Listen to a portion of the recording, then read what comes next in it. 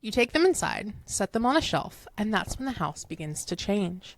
Objects move on their own, doors open in the night, something walks in the hallway that isn't human and isn't trying to hide. And when you finally hand the heads over to an expert, hoping for answers, the creature follows her home instead.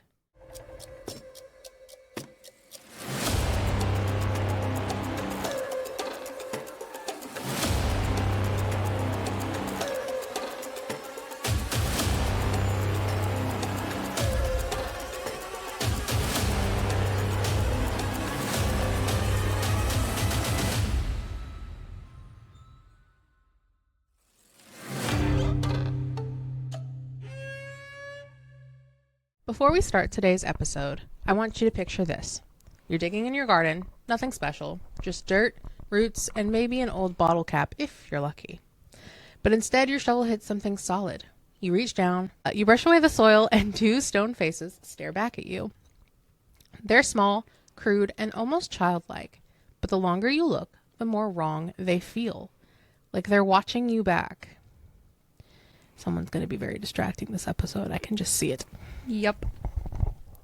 You take them inside, set them on a shelf, and that's when the house begins to change.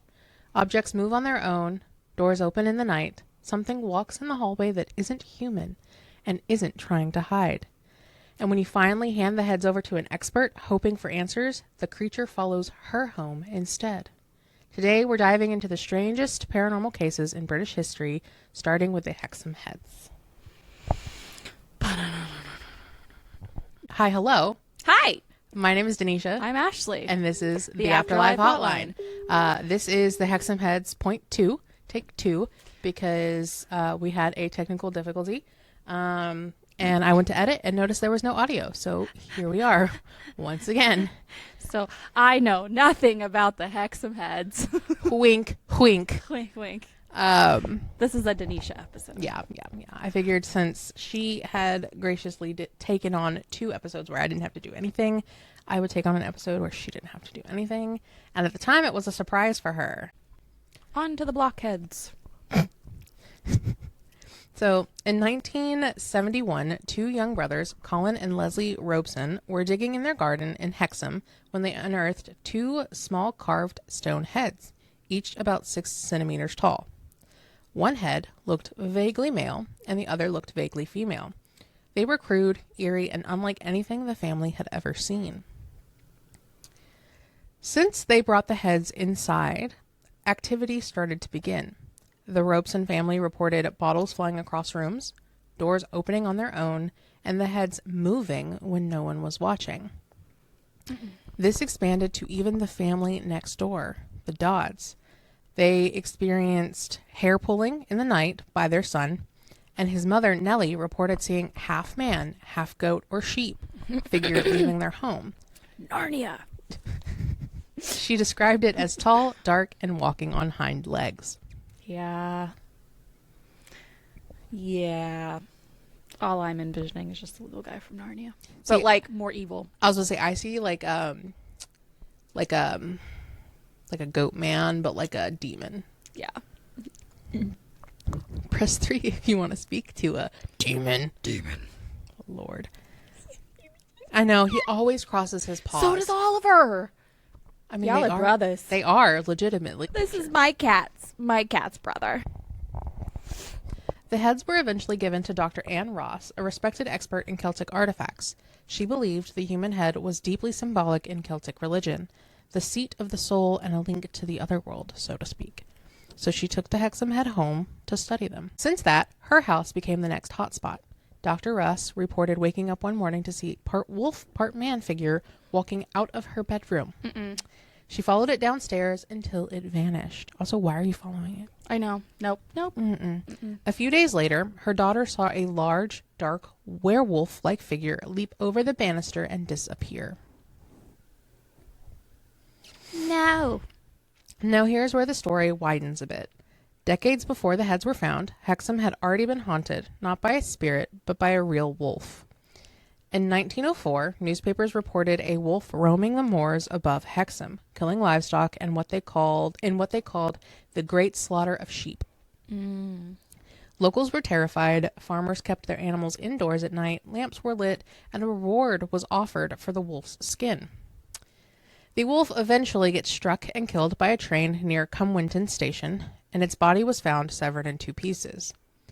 But the eerie part of this is that when the Hexham Heads were discovered in 1971, the werewolf-like sightings that followed were believed by locals to be the return or supernatural echo of that 1904 wolf. So there are some theories about these heads. Like Dr. Ross, she believed that they were in Celtic spiritual practices.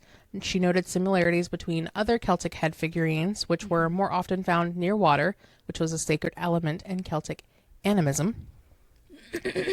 Some people theorize that it was a modern hoax. A man named Desmond Craig later claimed that he made the heads in 1956 for his daughter and even produced replicas, but they didn't match the originals. And then some people theorize that it's a folklore feedback loop. This theory suggests the heads trigger fear and fear-shaped sightings, but that doesn't explain why multiple people see the same wolfman figure before knowing each other's stories. Yeah. Eventually, the Hexham Heads were passed down to another man from Dr. Ross, and then both he and the heads vanished, and their whereabouts remain unknown. So this case sits at a crossroads of archaeology, folklore, and the paranormal. It's got the physical aspects, multiple eyewitness accounts, a vanished object, and a creature that matches a real-world situation.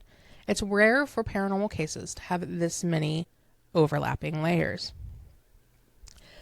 But before we wrap up this little deep dive, I found some Reddit stories, and I decided to just summarize them because a lot of them just rehashed the same things over and over.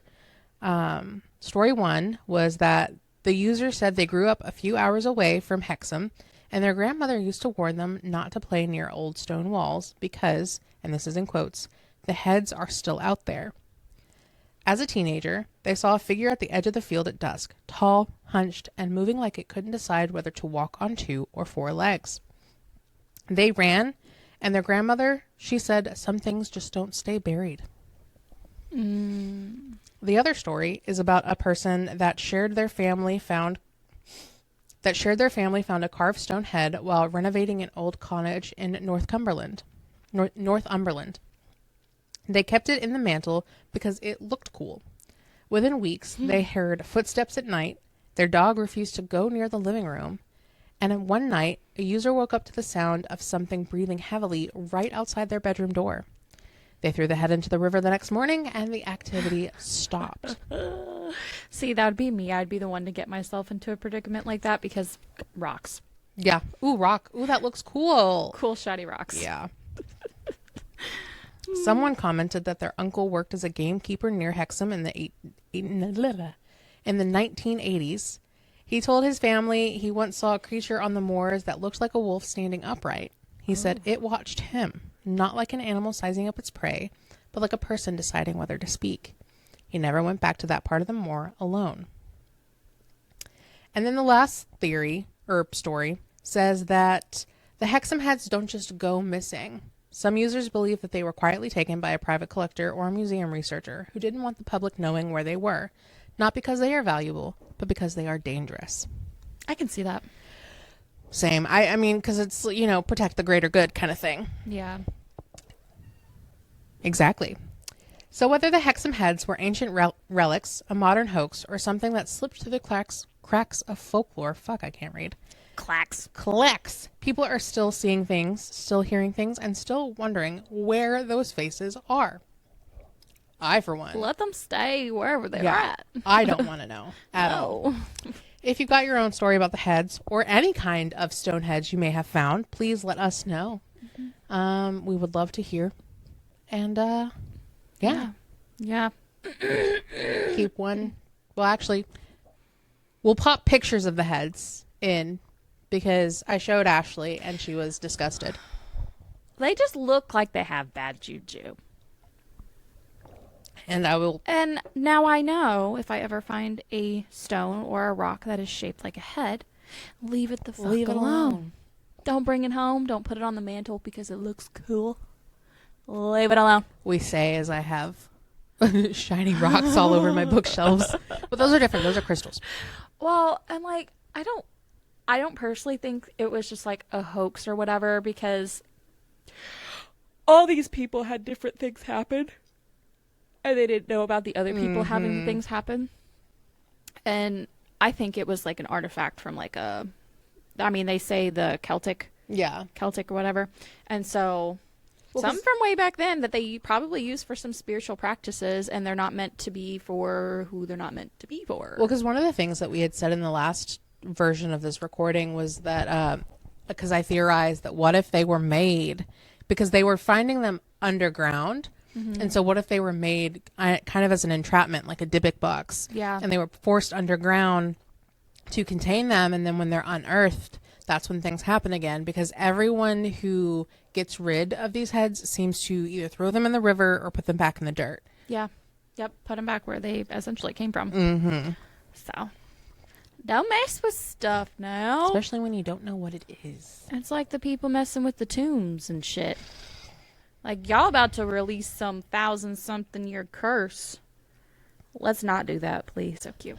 But anywho, if you have any paranormal stories or have anything that pertains to what we talked about today, like find any artifacts or whatever in your house or your yard and shit started happening once you picked it up and took it, let us know at theafterlifehotline@gmail.com.